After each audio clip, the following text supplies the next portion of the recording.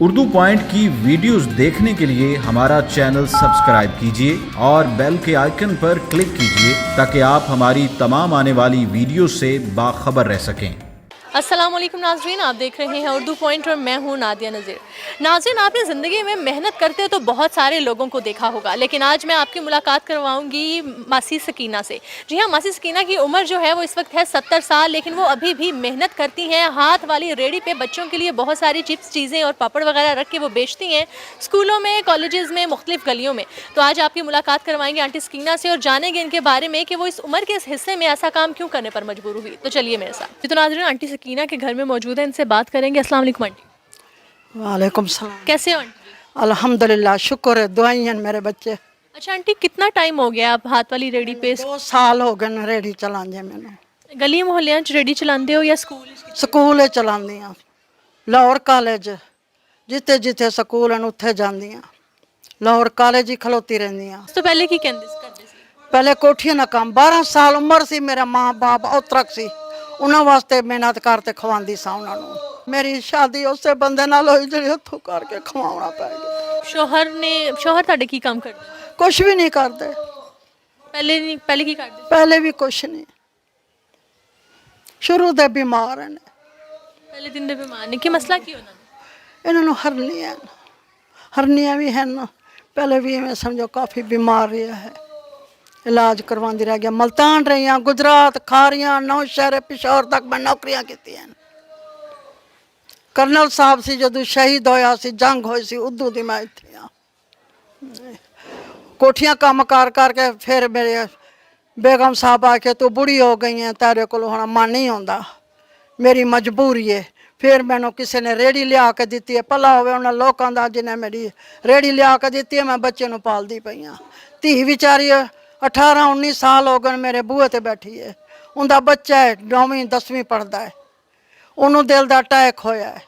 मैं कोई गुर्दियां दी पत्थरियां दा ऑपरेशन कराया। कितने बच्चे कितने ने आंटी ਤੁਹਾਡੇ? मेरे 2 बेटियां ते 1 बेटा है। बेटा कितने? सांस की तकलीफ है, बेचारे नूं पंप सुकदा है, वो वखरा है, वो अपने बच्चे पालदा पिया है। अनपढ़ जहल जो होया उन्हां कोल होना की है, बेचारे कोल वो बेचारा वखरा है। नहर दे नाल शियां दी कोठी नवाबां दी उत्थे रहिंदा पिया, क्वार्टर दिता ने। अच्छा, पढ़ाया क्यों नहीं तुसी अपने बच्चे? पढ़ाया नहीं, मेरी गुरबत सी, मैं पढ़ा नहीं सकी ना। मैं तियां नूं कुराने पाक ही नहीं पढ़ा सकी, मैं मेरे कोल हिम्मत कोई ना सी, ना मैं तियां नूं पढ़ा सकी ना मैं पुत्र नूं पढ़ा सकी। वो बेचारा बीमार है, पहले उन्होंने यरकान हो गया सी, यरकान तो इवें समझिए ओह करन दे बैठा, पेट इत्थे बेचारे दा वध गया, वो भी ठीक कोई नहीं। मैं उन्होंने कदी तंग नहीं किया, पुत्र मैनू कुछ दे ना, 12,000 उनकी तनख्वाह है, तले पावे उत्ते पावे, मैनू देवे, अपने बच्चे पाले। बुढ़ी दे जेवर सन तुड़वा के ना उन्हें मकान गिरवी ते लिया है, उथों किराया लैके ते बच्चे नहीं गुजरान करते। आंटी, ये कार तो अपने नहीं, मेरा किराया ते है, ये भाई हाकिम दा मकान है, वो बेचारा गुजर गया, उसका बेटा है, वो लिखा पिया तुहानू दसिया जड़ी रिपोर्ट। हाँ, वो तुसां देखिया जो भी किन्ना मैं उत्ते खर्चा कर दियाँ, एडवांस भी दिता है, 10,000 किराया भी देंदी पईयां। शुक्र ते अल्हम्दुलिल्लाह, रोटी पक्के ना पक्के पहले ये तो भुगते दे पैसे। आज सुबह की कोई शै कोई ना सी, रोज़ियां जी मेरियां सेवियां पिया सन, कुड़ी ने वही पका के रखियां। अच्छा आंटी, रेडी चलाते हो तुसी, रोज़ दा किन्ना तुहाडा तुसी कमाई है तुहाडी? बन जाता 200 300 400 500, अल्लाह वाला कोई आ जाता तो दे देंदा है। सदके जावा उन्होंने लोगों तो उन्होंने बहुता देवे अल्लाह सही, जड़ी मेरी मदद करते। 200-300 गुजारा नहीं होंदा, मैं तुहानू दसदी पिया, हाथ नहीं फैलाया किसी दे अगे। जा रही हाँ इन्नी दूर, अगले ने बुलाया, अम्मा खलोई, खड़ गई, भावें 200 है 300 है 1000 है 2 है, उन्हें फड़ा देना। शाबाश है उन्होंने लोगों ने। शाहजमाल दुआ कर दिया, मस्जिद दुआ कर दिया, जान माल ते बह के दुआ कर दिया उन्होंने। इत्थों मेरी टोर टुरदी पई है, देण वाले नूं अल्लाह सोना बहुता देवे।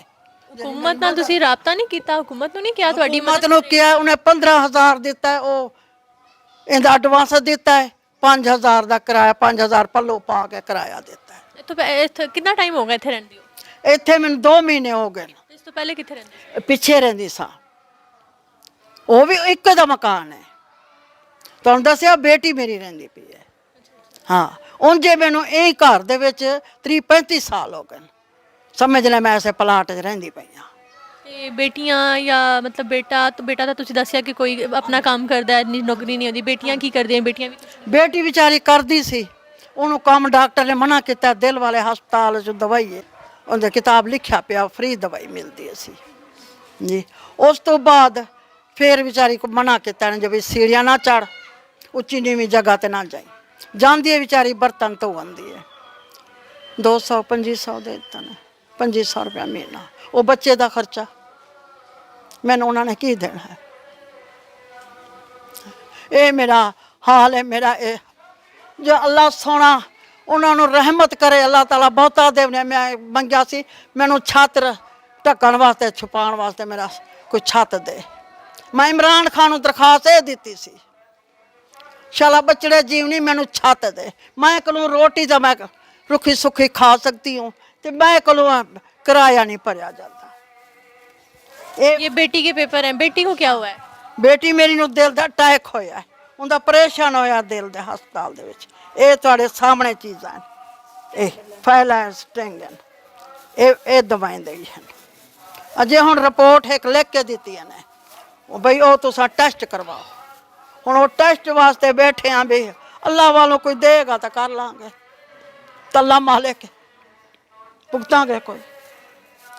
ਇਹ ਮੇਰਾ ਹਾਲ ਹੈ ਬੇਟਾ, ਅੱਗੇ ਮੈਨੂੰ ਦੱਸੋ ਕੀ कितना टाइम काम करते हो दिन? कितनी देर तक रेडी चलाते हो?